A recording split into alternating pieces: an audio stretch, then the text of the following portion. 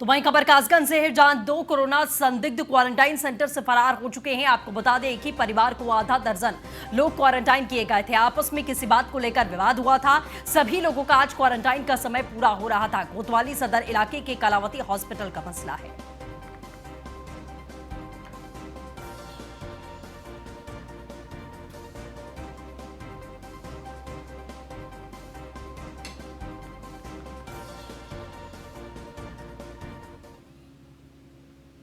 पूरा विश्व कोरोना महामारी से जूझ रहा है। भारत के प्रधानमंत्री नरेंद्र मोदी का कोरोना से युद्ध पूरे विश्व में तारीफ पा रहा है। तीर्थराज प्रयागराज में नरेंद्र मोदी के तीर्थ पुरोहित पीएम मोदी का फोटो को रखकर उन्होंने मुक्ति अनुष्ठान किया है। 11 वैदिक ब्राह्मण वैदिक मंत्रोच्चार के बीच में महादेव शंकर की अर्चना कर रहे हैं। पूरा विश्व कोरोना की महामारी से जूझ रहा है और प्रयागराज में कोरोना से लड़ने के लिए एक अनूठा यज्ञ हो रहा है। प्रधानमंत्री नरेंद्र मोदी के आचार्यों के नेतृत्व में ये यज्ञ हो रहा है। आप देख सकते हैं ये यज्ञशाला बनाई गई है और यज्ञशाला के अंदर भोलेनाथ विराजमान है और भोलेनाथ का वैदिक मंत्रोच्चार के बीच 11 ब्राह्मणों के द्वारा पूजन किया जा रहा है। इस पूजन के द्वारा ये अनुमति है कि ये ऐसा मानना है कि इस अनुष्ठान के पूरा होते ही कोरोना भारतवर्ष से समाप्त हो जाएगा। इसको आप विशेष तौर पर देख सकते हैं। ये आचार्य बालकृष्ण जी हैं, उनके आचरित्व में ये प्रोग्राम हो रहा है, ये कार्यक्रम अनुष्ठान हो रहा है।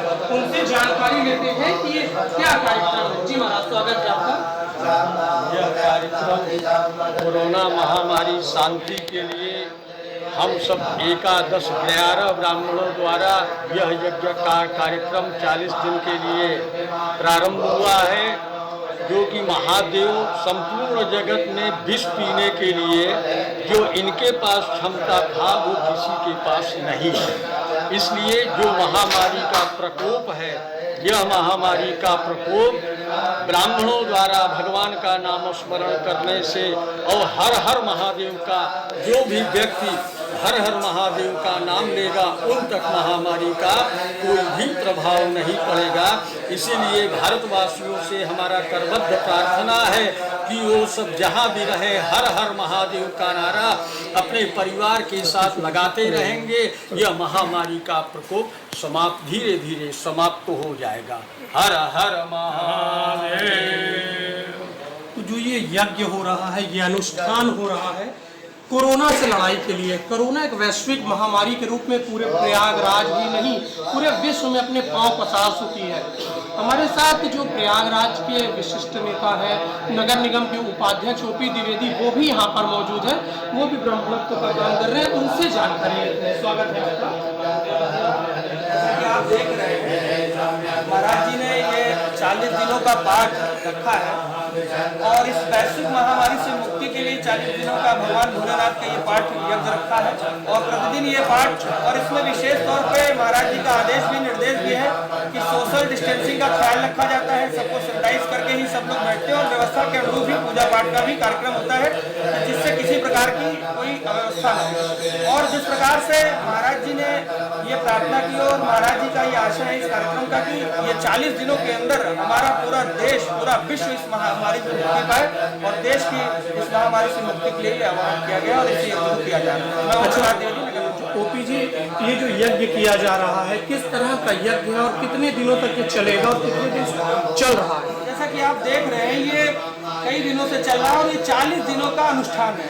लगातार ये 40 दिन तक चलेगा और आज आप देख रहे हैं कि रुद्राभिषेक भगवान भोलेनाथ का रुद्राभिषेक का पाठ होता है और पूरा यज्ञ महाशुद्धि यज्ञ होता है और जिस प्रकार से लगातार जप होता है और 11 ब्राह्मणों द्वारा लगातार इस यज्ञ को किया जा रहा है और पूरी तरीके से भगवान भोलेनाथ से प्रार्थना की जा रही है कि हे प्रभु, हम सभी पूरे देश को इस महामारी से मुक्ति दिलाएं और जो भी हम लोगों से भूल हुई उसको माफ करते हुए इस पूजा को स्वीकार करते हुए और हम सबको इस महामारी से मुक्ति दिलाएं। यही प्रार्थना है और यही इस पूजा का आशय और यही प्रार्थना कर रहे हैं भगवान भोलेनाथ से। बहुत बहुत धन्यवाद आपका। जिस तरह से ये यज्ञ चल रहा है, यज्ञ के साथ अनुष्ठान चल रहा है, इस अनुष्ठान की समाप्ति तक ऐसा मानना है कि कोरोना महामारी पूरे विश्व से समाप्त हो जाएगी। कैमरा पर्सन विनीत सेठी के साथ आलोक मालवी, न्यूज़ 1 इंडिया, प्रयागराज। तो संगम नगरी प्रयागराज में इन दिनों फेस मास्क का टशन चल रहा है। प्रधानमंत्री नरेंद्र मोदी के आह्वान पर प्रयागराज की महिलाएं घर पर डिजाइनर फेस मास्क बना रही हैं। इन खूबसूरत मास्क को पहनने से कोरोना से बचाव तो होता है, साथ ही फैशन में भी चार चांद लग जाते हैं। प्रयागराज की आभा जरूरतमंदों को इस तरीके के फैंसी मास्क अपने हाथों से बनाकर दे रही है, वो भी एकदम मुफ्त में। आभा का परिवार फेस मास्क बनाने में आभा की मदद करता है, जिससे वो एक से बढ़कर एक खूबसूरत फेस मास्क बना पा रही हैं। फेस मास्क बनाने के मिनी कारखाने का जायजा लिया हमारे संवाददाता ने, आप खुद देखिए। पूरा विश्व कोरोना से इस समय जंग लड़ रहा है और भारत के प्रधानमंत्री नरेंद्र मोदी का जो स्थान है इस कोरोना से लड़ाई में वो एक नंबर पर आ गया है। उन्होंने किस तरह से इस कोरोना वार को लड़ा, क्या किया, ये तो अभी बाद में पता चलेगा, लेकिन उन्होंने कोरोना से लड़ने के लिए सबसे ज़्यादा जो फेस में मास्क होता है, इस मास्क को बनाने के लिए और जरा तरह तरह के लोगों को मास्क की तरह अवेयर किया है कि वो मास्क पहने।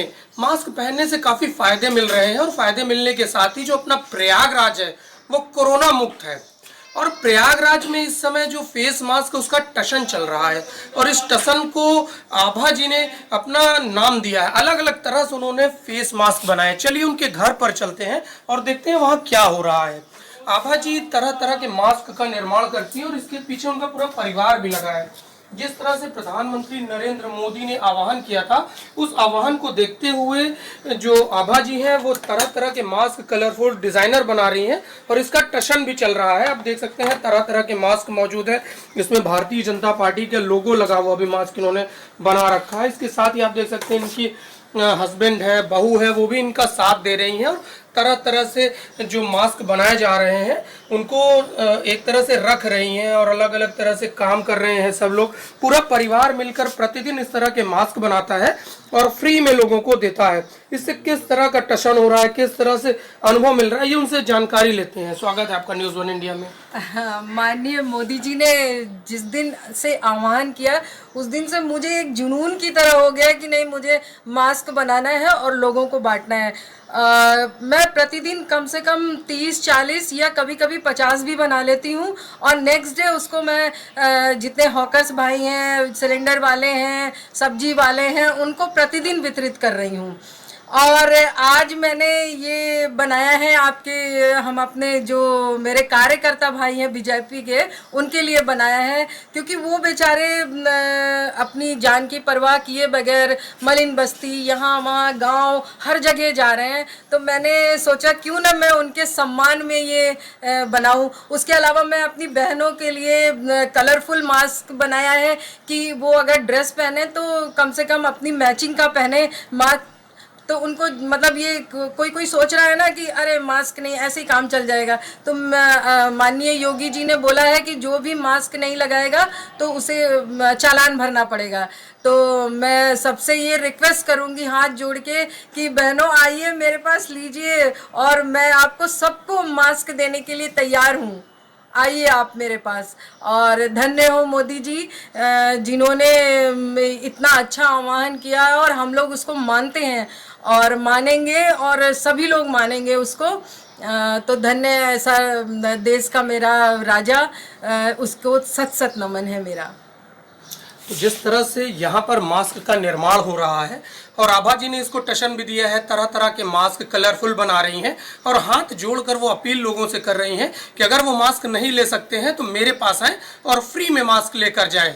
लेकिन मास्क को जरूर पहने और कोरोना से लड़ाई में भागीदारी करें और कोरोना से लड़कर उससे जीते भी। Alok Malvi, news one India, Prayagraj. तो वहीं आगरा से बड़ी खबर है, जहां कोरोना संक्रमित व्यक्ति की मौत के साथ एक बार फिर से आगरा में आंकड़ा बढ़ गया है। आगरा में कोरोना संक्रमित एक 70 वर्षीय पुरुष की मौत हुई है।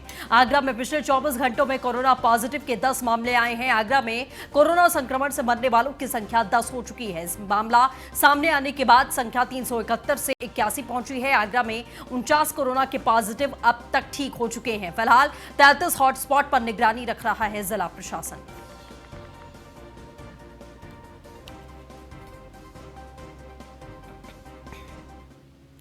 तो वहीं सपा प्रमुख अखिलेश यादव ने एक ट्वीट किया है, वो भी आपको बताते हैं। मुख्यमंत्री की ओर से बहुप्रचारित कोरोना से लड़ने का आगरा मॉडल मेयर के अनुसार फेल होकर आगरा को वुहान बना देगा। न जांच, न दवाई, न अन्य बीमारियों के सरकारी प्राइवेट अस्पताल, न जीवन रक्षक किट और उस पर क्वारंटाइन सेंटर्स की बदहाली प्राणांतक साबित हो रही है। जागो सरकार जागो, अखिलेश यादव ने सरकार को चेताने की कोशिश की है अपने ट्वीट के जरिए।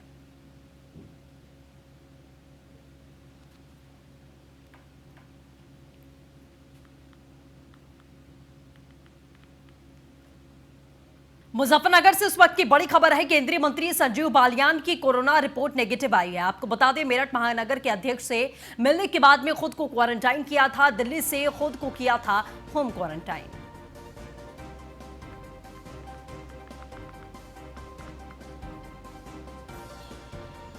तो दिल्ली में खुद को होम क्वारंटाइन किया था। आपको ये बड़ी खबर लगातार बता दें कि रिपोर्ट नेगेटिव आई है संजीव बालियान की। मुजफ्फरनगर से ये बड़ी खबर है। केंद्रीय मंत्री संजीव बालियान की कोरोना रिपोर्ट नेगेटिव आई है।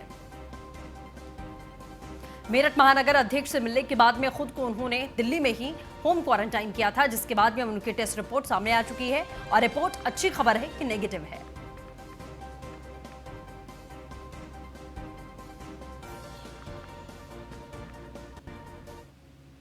लखनऊ से बड़ी खबर है, जहां कोरोना वॉरियर्स पर अटैक कर रहा है कोरोना। अब तक प्रदेश के 5 जिलों में 17 पुलिस कर्मचारी संक्रमित हो चुके हैं। कानपुर, बनारस, मुरादाबाद में 7-7 पुलिस कर्मचारी संक्रमित हुए हैं। बिजनौर, आगरा में 1-1 पुलिसकर्मी कोरोना संक्रमित है। सभी संक्रमित पुलिस कर्मचारियों का इलाज लगातार जारी है। डीजीपी मुख्यालय ने सभी पुलिस कर्मचारियों को सतर्कता बरतने के निर्देश जारी कर दिए हैं। तो अभी तक डॉक्टर्स पर ही कोरोना का अटैक हो रहा था, लेकिन अब पुलिस कर्मचारियों पर भी कोरोना अटैक करना शुरू कर चुका है। 17 पुलिस कर्मचारी हैरानी की बात जो संक्रमित हो चुके हैं।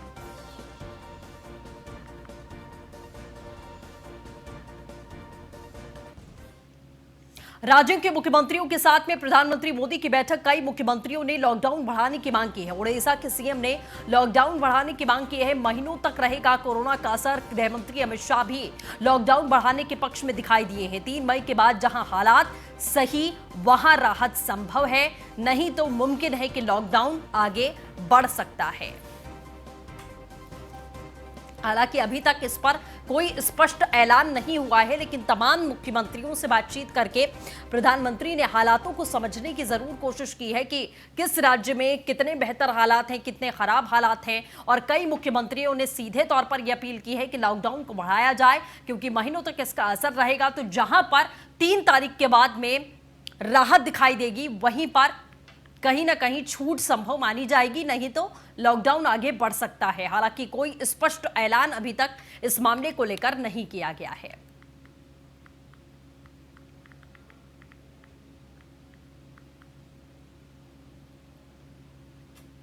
लखनऊ से बड़ी खबर है, जहां कनिका कपूर को पुलिस ने नोटिस जारी किया है। अपना बयान दर्ज कराने के लिए घर पर नोटिस चस्पा किया।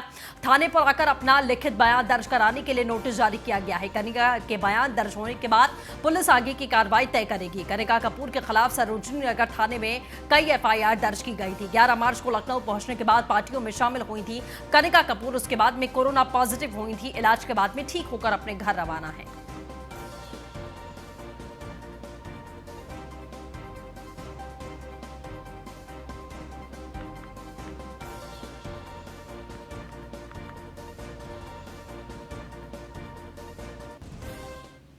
खबर सीतापुर से है, जहां बीजेपी विधायक की एक अनूठी पहल देखी गई है। आपको बता दें, सैकड़ों लोगों के लिए संकट की घड़ी में संकट मोचक बने हैं। लखनऊ से लाकर कर रहे हैं निःशुल्क दवा वितरण।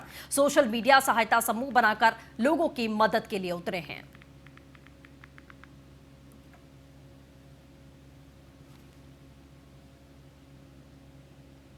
बीमारी बढ़ी थी, लेकिन इधर रेशियो कम हो रहा है। हमारे मुख्यमंत्री जी, प्रधानमंत्री जी निरंतर दिन रात मेहनत कर रहे हैं। बाकी सारा डॉक्टर्स स्टाफ, पुलिस स्टाफ, सफाई कर्मी सभी बधाई के पात्र हैं। उन्होंने मुसीबत की घड़ी में इस समय 24 घंटे काम करके इस बीमारी को काफ़ी हद तक बचाने का काम किया है। राशन की व्यवस्था बहुत, हमने सैनिटाइजर, मास्क, साबुन, हैंड वॉश, बिस्किट, पानी इसको बहुत बड़ी मात्रा में बंटवाया था 5 लाख के ऊपर।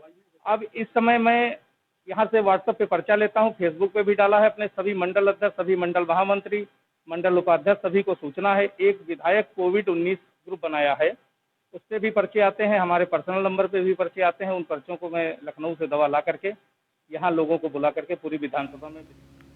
महाराजगंज से बड़ी खबर है, जहां हरियाणा जिले से पहुंचे मजदूर। हरियाणा में 402 मजदूर आने वाले, अब तक 225 मजदूर आ चुके हैं। मजदूर को अलग अलग इलाकों में बने क्वारंटाइन सेंटर्स में रखा गया है। यूपी सरकार की पहल का मजदूर जाहिर तौर पर सराहना करते हुए भी नजर आ रहे हैं।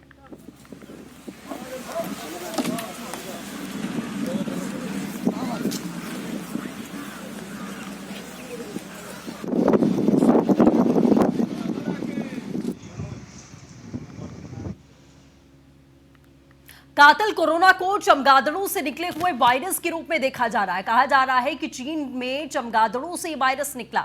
मथुरा की तहसील महावन का खेड़िया गांव में चमगादड़ों का खौफ बरपा है। सालों से बंद पड़े एक बहुत पुराने मकान में इनका डेरा जमा है। इनकी तादाद भी हजारों में बताई जाती है। चमगादड़ों को देखकर स्थानीय लोगों में भय व्याप्त हो चुका है।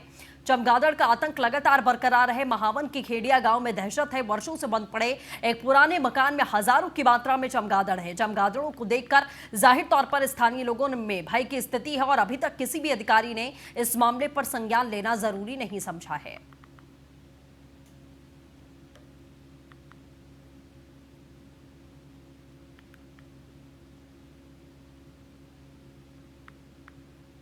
तो वहीं हमीरपुर में लॉकडाउन के चलते 5 बारातियों की मौजूदगी में ही शादी की रस्म हुई। दूल्हा दुल्हन ने मास्क लगाकर एक दूसरे को माला पहनाई। ये पूरा कार्यक्रम सदर कोतवाली क्षेत्र के संगमेश्वर मंदिर में हुआ। लॉकडाउन के चलते 5 बारातियों संग ही शादी रचाई गई है।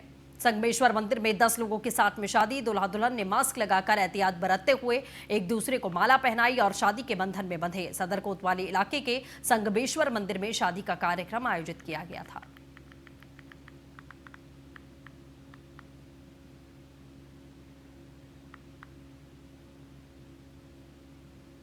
तो वहीं उन्नाव जिले के बिहार थाना क्षेत्र के नया खेड़ा गांव के निवासी अनुज का विवाह रायबरेली के सरेनी क्षेत्र के डिया गांव निवासी राम नरेश की बेटी अनुपम के साथ में तय किया गया था। अनुज की मां बीमार रहती थी और वो दुबई में शटरिंग का काम किया करता था और पिछले 1 साल से वो यहीं पर है। लॉकडाउन के कारण इन दोनों के विवाह में समस्या आ रही थी। उधर मां की बीमारी के चलते विवाह को टाला नहीं जा सकता था।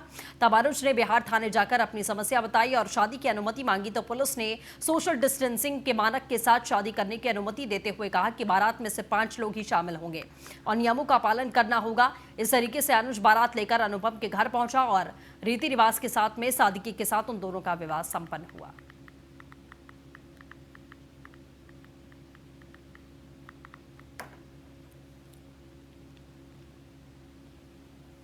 कहाँ के रहने वाले? पूरे नौरी सातनपुर।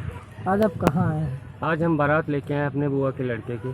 कहाँ से बारात लेकर आए? ये- कहाँ आप बारात लेकर आए? बिहार नया खेड़ा है। अब कहाँ बारात आई है? ये इसका नाम है दिघिया लेके आए। कहाँ के रहने वाले हैं? ग्राम डिगिया। आज आपकी लड़की की शादी है, हाँ जी। कहाँ से बारात आई है? नया खेड़ा उन्नाव बिहार थाना। अच्छा, कितने लोग आए हैं बारात में? 5 आदमी।